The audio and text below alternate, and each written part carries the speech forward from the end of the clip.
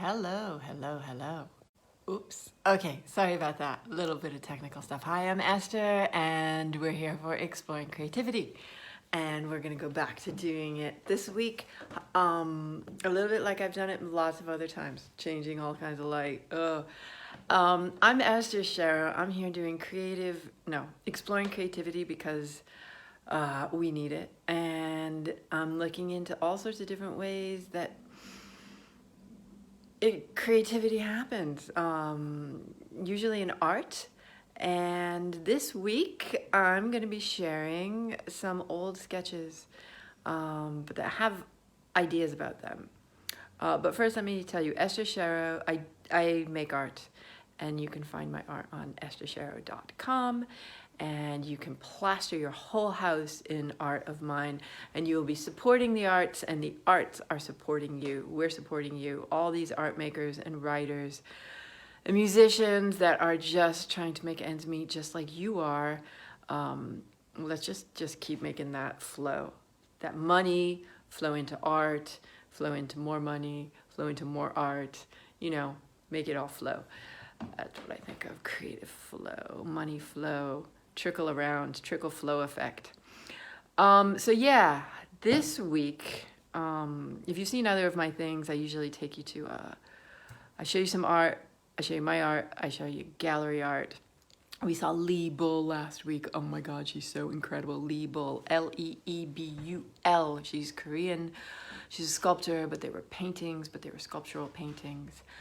And they were great. A lot of artists have some great stuff out there. Check it out. So anyway, I'm taking you into a slightly intimate arena with this angle.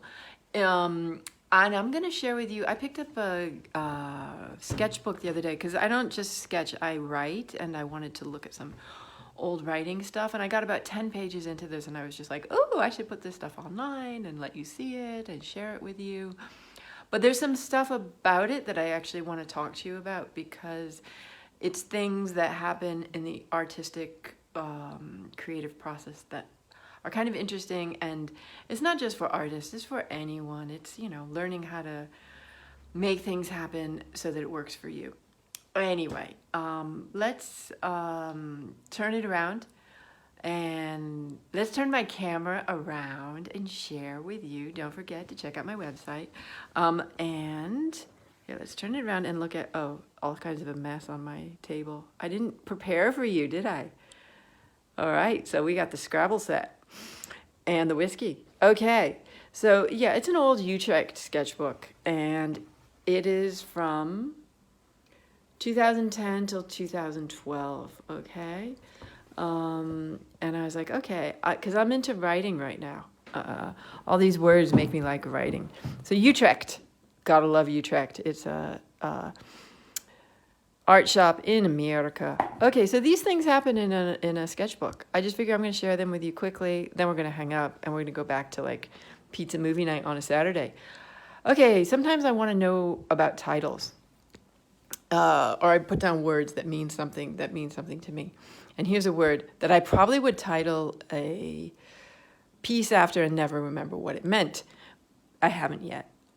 Opsimathy, knowledge learned late in life. All right. Am I late enough in life to learn knowledge? I don't know.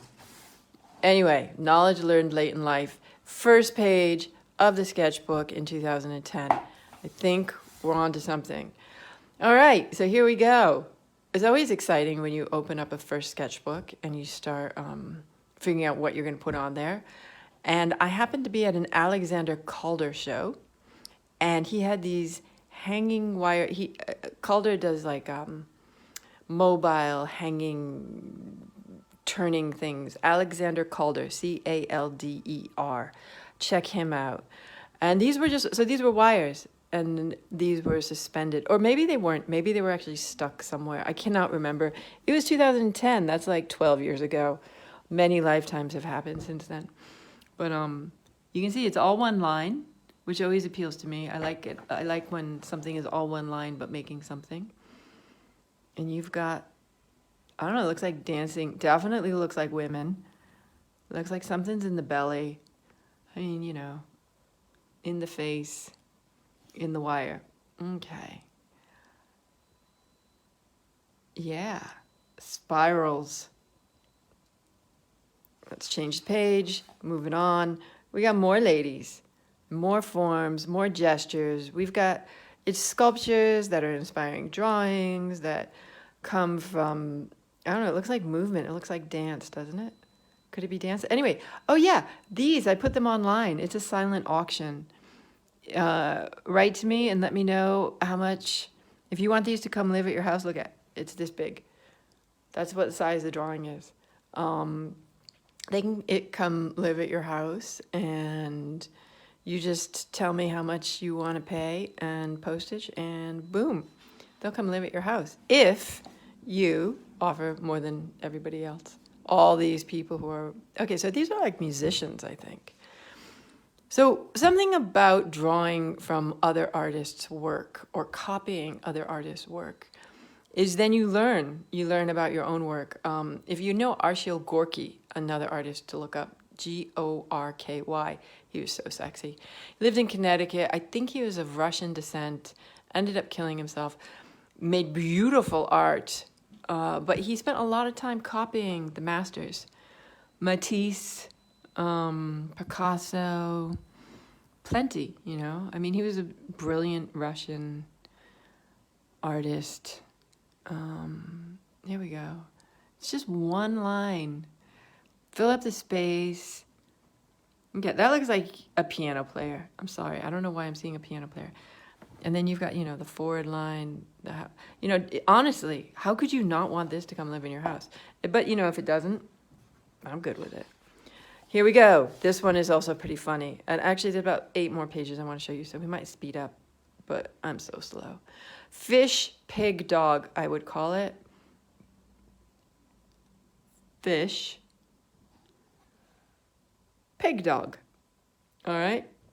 Obviously, something is happening there. I have no idea what. Again, it was 2010. Fish, pig, dog. Oh, yeah, this one is easier to understand.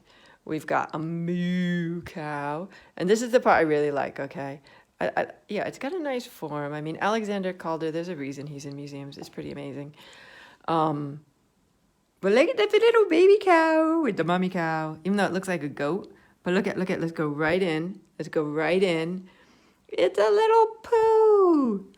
I don't know. I can't remember how the sculpture looked. But I'm not making that up. There really was a poo. Look at the little poo. Oh, that's blurry. Okay, anyway. And the little udders. Look at, he's got little udders. Little baby udders. And here, oh, no udders. Oops. Oh, well. Okay.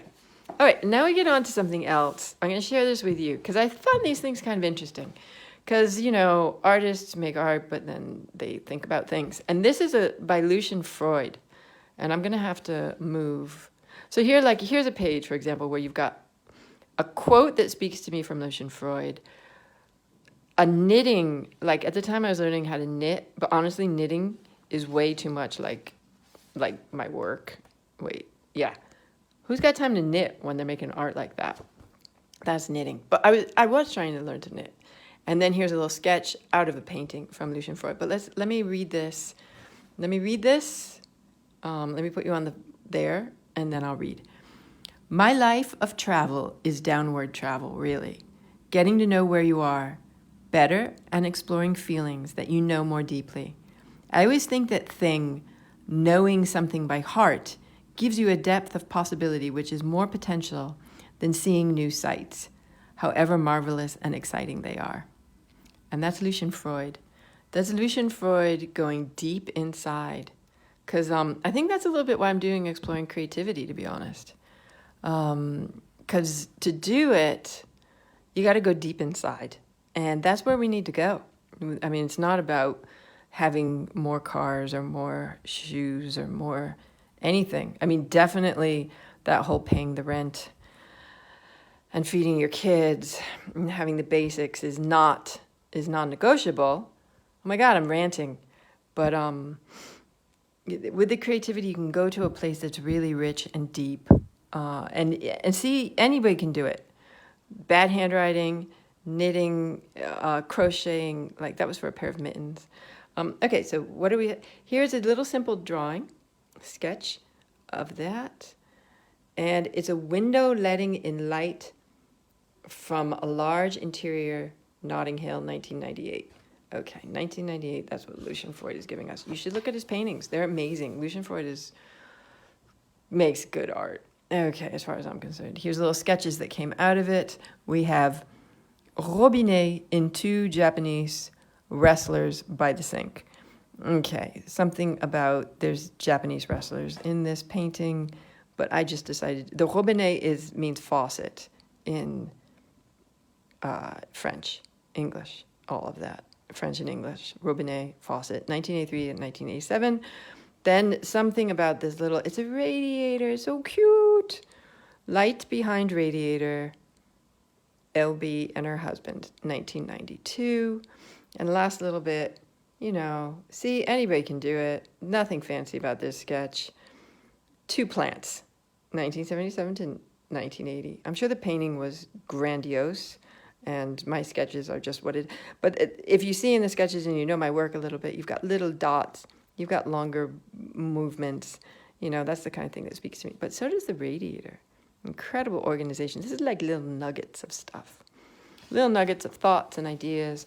And now we've got his comfy chair, and I will again read to you what Lucien Freud had to say. Food for thought is always interesting, Lucien Freud. Maybe not. I don't know. I don't know him. I always felt that my work hadn't much to do with art. Oh yeah, this is interesting. My admirations for other art had very little room to show themselves in my work, because I hoped that if I concentrated enough, the intensity of scrutiny alone would force life into the picture. I ignored the fact that art, after all, derives from art. Now I realize that this is the case. Okay, so we could really digest that for a while, but I suggest you just hit rewind if you really want to do that, because I could just spend the next 20 minutes talking about what that means to me. And it's the art. Yeah, I should say something about it.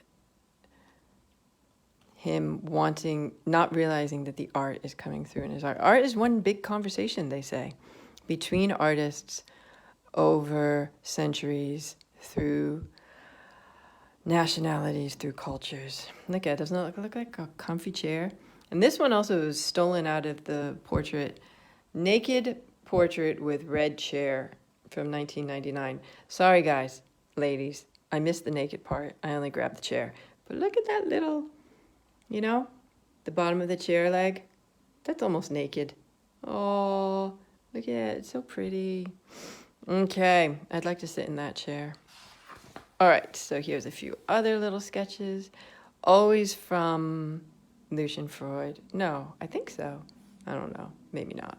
But I think, yeah, definitely the dog. All right. Okay, now this is a moment, because now we're going to move on to the third artist. Only one image I have from her, and it's Alice Neel. She painted Robert Smithson in 1938. Portrait of 1962. Robert Smithson, very important person in the art world. And here, I really want to share this with you. I hope you've come this far. You didn't hang up already. Because Alice Neel, incredible artist. Incredible. She painted lots of portraits, including Andy Warhol, but like... family, friends, and stuff. And this comes from a portrait that she painted of her daughter.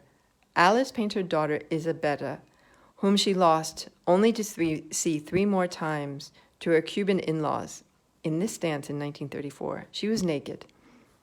Unbelievably sad painting, knowing that she would not see her more than 3 more times. And then in 1974, 40 years later, she draws her granddaughter Olivia in the same stance, also naked. Art heals wounds, clears things up. Yep, we're done. I have things to say, things are right. And then we come, oh, wait a minute. This is how we see.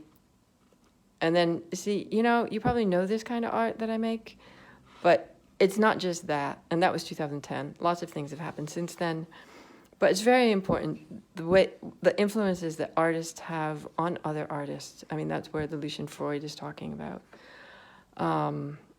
How, you don't realize that the art is speaking to you, but you got to go there. You have to go there. You have to go into the other arts. Anyway, I'm going to close this up. I'm going to turn you around, and I'm going to say, take it easy. Do you like my new haircut? And remember to look at my stuff on EstherSherrow.com and look at other artists' stuff and give them feedback. Artists need to hear it because obviously if they're showing in big museums, they maybe don't need to hear as much as the people who are out on the soldiers who, when they're dead, all their work will be selling for lots of money, but right now they're just kind of, trying to just make it happen. Just like everybody else, contemporary life, contemporary art, contemporary world. Okay, take it easy, have a good weekend, enjoy your pizza and movie, or whatever you do on your Saturdays. I don't know, maybe meditate and eat bean sprouts, or, I don't know, have lots of, whoopee. Let's make whoopee. Okay, take it easy. I hope to see you soon, and we'll speak another time on Exploring Creativity with Esther. Ciao.